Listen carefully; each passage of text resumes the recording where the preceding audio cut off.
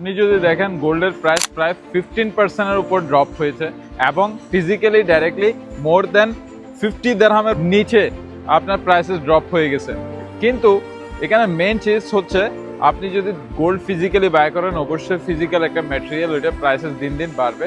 But here is the cash supply এবং demand. Supply এবং demand কিভাবে ওয়ার্ক করে, সাপ্লাই অবশ্যই লেস বাট ডিমান্ড ইনক্রিজ, কিন্তু প্রাইসেস আর কেউ বাই করছে না, that's time prices drop.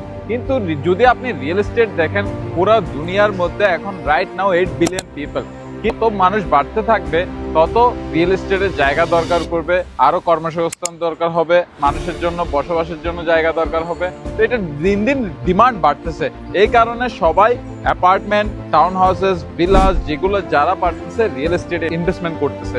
Investment করলে তারা রেন্টিং করার জন্য চাইবে, তারা রেন্টিং করবে। আপনি যদি বাইং করে থাকেন তখন আপনি এটা রেন্টিং এ দিতে পারবেন, তখন আপনি ইনকাম করতে পারবেন।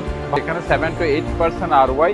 যদি আপনি ইন্টারেস্টেড হয়ে থাকেন দুবাইতে ইনভেস্টমেন্ট করার জন্য, feel free to reach out with me, click in my link on my profile, there is my WhatsApp number, just DM me today.